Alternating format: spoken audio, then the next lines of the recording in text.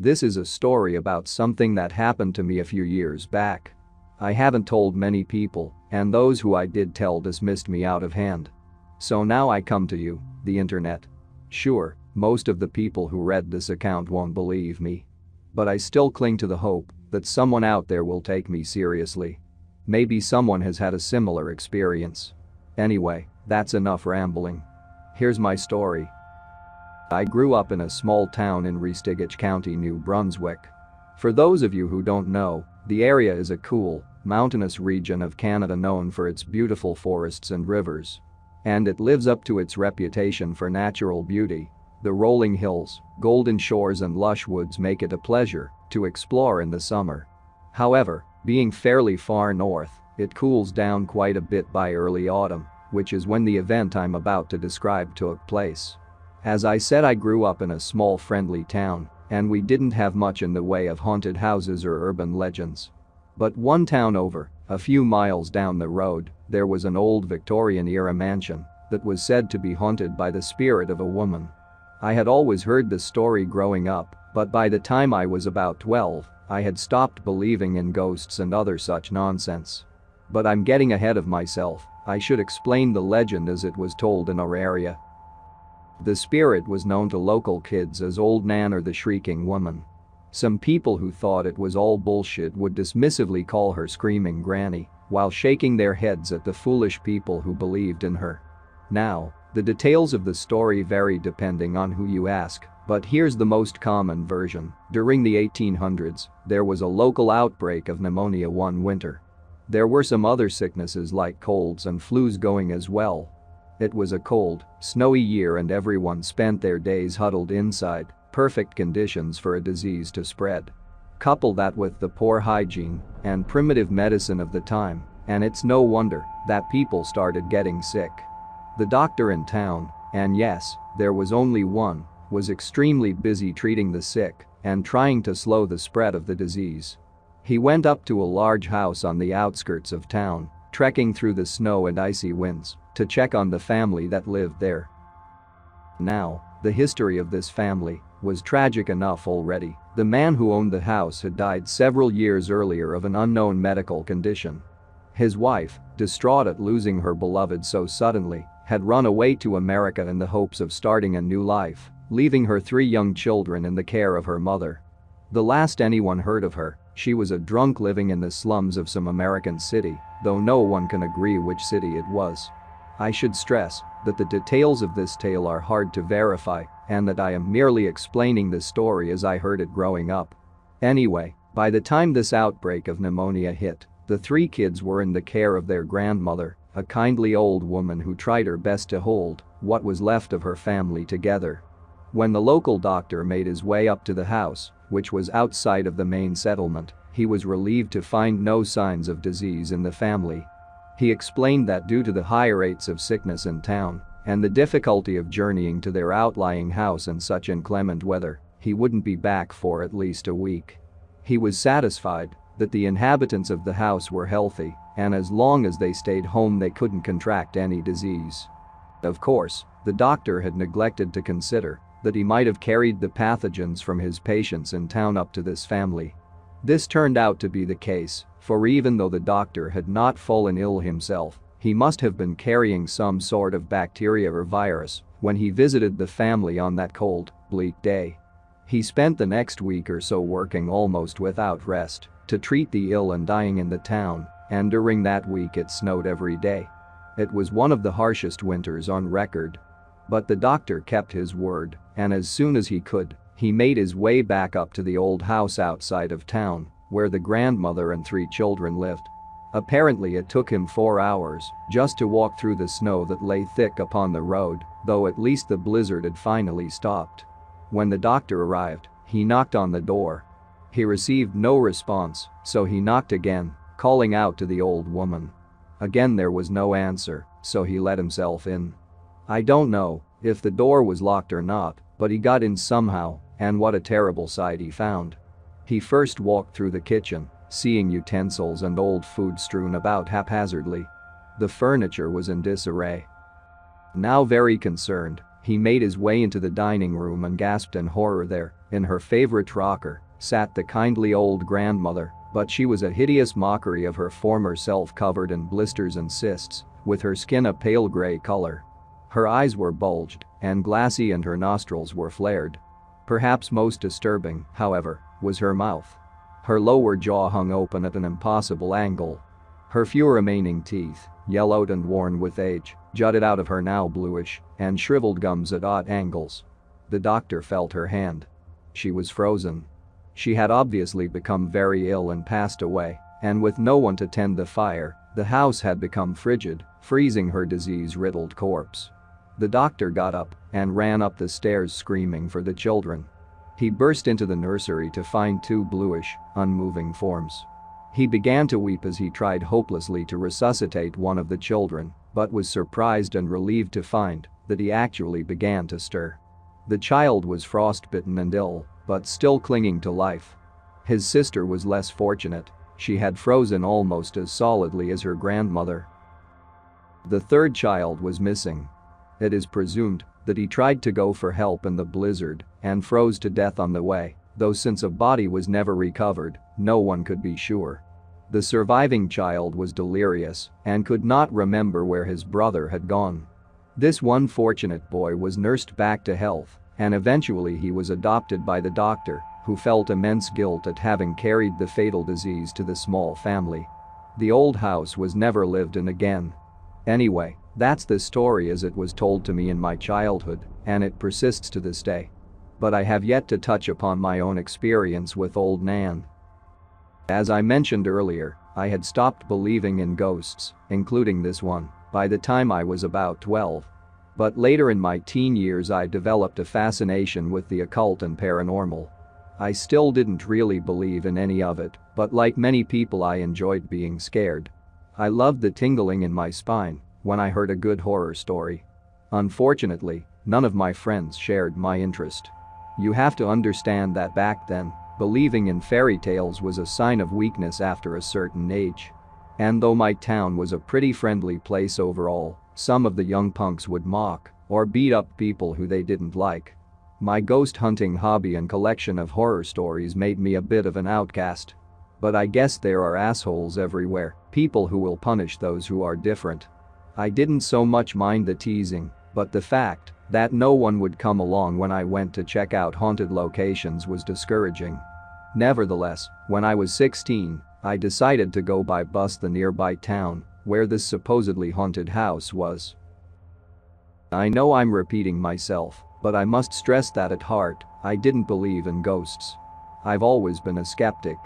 But I did enjoy scouting out creepy abandoned locations, and a part of me always wanted to find evidence of the supernatural. I guess these days people call it urban exploration. It was a blend of that and half-hearted ghost hunting. Anyway, this would be my first expedition outside of my immediate area. After half an hour, the bus arrived, and I got out. I didn't bother asking anyone for directions. I knew the name of the street the house was on, since I'd heard the story 100 times. It was at the end of Birchwood Lane. Besides, I didn't feel like embarrassing myself by asking anyone where the town's haunted house was. After wandering around the core of the town, what you'd call downtown, where the place, not so small and sparsely populated, I saw a street sign marked Birchwood Lane. Following it, I made my way through a few blocks of modern houses, then some older buildings, and eventually the town thinned out entirely, and I found myself walking into the woods. At the edge of the woods, the road, which had been paved up to this point, gave way to a gravel trail. I sighed and pressed onward. I had brought a flashlight with me, but as the sun had not quite gone down, I didn't need it yet. As I continued, the path got more and more uneven, and the sinking sun and increasingly thick foliage above me shrouded the narrow trail in darkness. Before I got the light out, however, the trees thinned out again, and I saw before me a large, dilapidated two-story house. By this time the day was nothing more than a fading orange glow on the horizon. And the mansion was basically a silhouette. I'll admit I was a bit apprehensive at this point, but it was far too late to turn back. I walked across the overgrown lawn, which was covered not only in tall grass, but also shrubs and a few young trees. As I got closer to the house I could see it more clearly. There was a single door hanging from its hinges in the middle of the facade. The remains of what was once a front porch lay rotting beneath it. Above the door, a small awning bent dangerously downward, looking as if it could give way at any moment. Only one of the pillars designed to support it still stood. The exterior of the house barely had any paint left on it. And what little still remained was chipped and cracked. Most of the windows were shattered, though only one had been boarded up. The house looked old, to be sure, though it didn't look like it had been abandoned for 200 years. If that had been the case, it probably wouldn't have remained standing so intact. I reasoned that someone must have kept the building in shape for a while after the old woman had died. And it only fell into disrepair sometime afterward.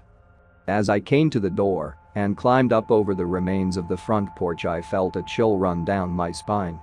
I felt fear before, but this was different. It was more than fear. It was a feeling of being unwelcome. Of not belonging. I dismissed it as paranoia and gave the battered wooden door a push. It was partly open already, but the wood of the door frame was too warped for it to swing freely. I pushed it again, harder, and heard a loud crack as the rusted hinges broke apart. The whole door lurched and then fell outwards. I had to jump out of the way as it nearly fell on me. I dusted myself off and clambered inside. The sunlight was now gone entirely, and I was extremely wary of tripping over old furniture or holes in the floor. I switched on my flashlight and swept the beam over my surroundings. I was in some sort of large hallway that branched off in several directions. At the end was a staircase. I walked along the corridor and looked into each adjacent room as I went. It was hard to tell what any of these rooms were supposed to be. Each was just a mess of exposed wooden beams, old trash and pieces of the walls fallen onto the floors, and the pervasive smell of mildew. A few books, ruined beyond recognition, lay upon a shelf in one room. There were several broken jars on the floor. I made my way slowly to the staircase and began to climb it. I was nervous as the stairs were old and rotted and creaked loudly under my weight. Carefully I got up to the top and looked around. The second floor was much like the first, except that it was even more uneven. This did little to comfort me, as I knew that the floor could give way under my feet and send me toppling down 9 feet to the lower floor in a pile of debris. But what can I say? I was a dumb, fearless kid. To me, giving up and going home seemed worse than risking my own neck. It's funny how teens think sometimes. As I explored, I came upon a bathroom. It looked so dated. That may sound weird, especially since the whole house was pretty ancient, but just seeing the old-fashioned pipes, the archaic toilet, and the bathtub on little ornamental legs just seemed so quaint.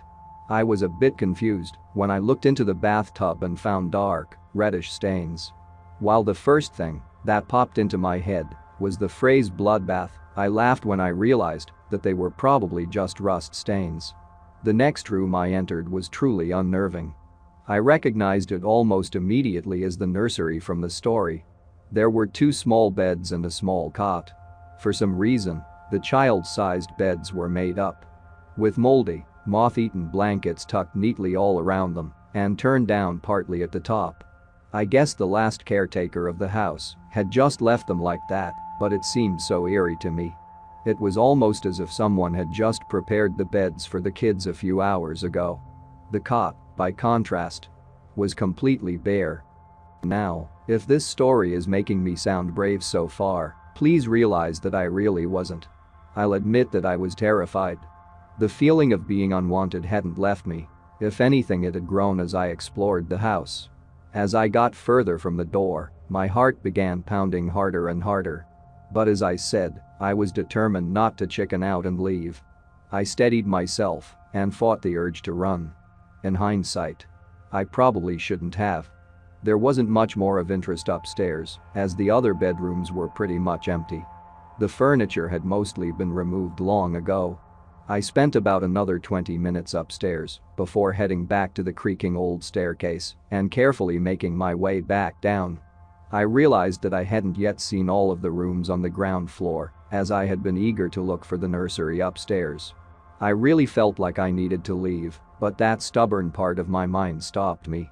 I made my way through a few small, nondescript chambers without finding much. But then, in one of the last unexplored rooms, I saw her. Look, this is still hard for me to think about, much less type out.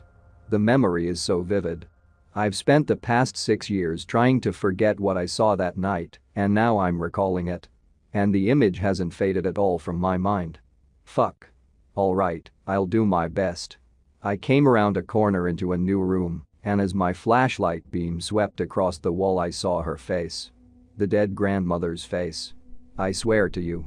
It was only there for a split second, but it was so clear, I know I didn't imagine it. Her skin was mottled gray, blackened in some patches. Wrinkles and cracks covered every inch of exposed flesh. Her eyes bulged out, but they were pure white, as if covered in a thin film. Her lower jaw hung slack, but not in a way I'd ever seen before. It was as if her jaw was dislocated or outright broken. A few small, jagged teeth sat around her gaping maw, and a swollen tongue was visible between them. Her white hair clung to her scalp in patches, matted and stained. She wore an expression that I can only describe as desperation, almost as if she was pleading for someone or something to save her from her awful fate. I really only got a good look at her face, but I also glimpsed her upper body, and while I can't be sure, I think she was clutching something in her wizened hands. A bundle. It was about the size of a small child. As soon as I saw her, I screamed. I screamed louder than I ever had before. Or since, come to think of it. You know that feeling of pure, absolute, all-encompassing terror. Fear so powerful that it numbs you, while at the same time making you hyper-aware of everything around you. Some of you will know what I'm talking about. I dropped my flashlight and ran. I ran through the house. Now completely dark without my flashlight. I tripped and hit a couple of door frames, but remarkably I seemed to remember the way out even in my state of total panic, because I was outside in about 10 seconds. I just kept on running, now with the moonlight to aid me. I'm not sure exactly when I stopped screaming, but by the time I saw the outskirts of the town a little while later I was merely sobbing. I ran to the first house that had lights on and pounded on the door. A bewildered man opened the door and I ran inside, nearly collapsing on the ground from exhaustion after running so far. My mad dash for town had left me with more than a few scratches and bruises. When I calmed down enough to speak, I told the man I needed to use his phone. He still didn't really know what was going on, but he led me to the telephone in his kitchen. I'll skip the details. I got a ride home with my father. Despite his repeated questions. It took me weeks to tell him what had happened. He was pretty upset that I had broken into an abandoned house, and to this day he doesn't believe that I really saw old Nan. Whatever, I wouldn't have believed it either. It was months before I could get a full night's sleep again, and even today I have nightmares about that dead, pitiful face staring out of the darkness at me. And though she made no sound when I saw her that first night, in my dreams she screams and wails. They say that memories of important or traumatic events are far more vivid than memories of mundane events. I guess that's true. I'll remember that face until the day I die. I don't blame you if you don't believe me. But I'm not the only one who's seen her. There are a handful of other unlucky people who have gone into her house at night. I've heard a rumor that someone even snapped a picture, which is online somewhere. I don't know about that, since I never searched for it. I never want to see old Nan again. If you enjoyed this video, don't forget to subscribe.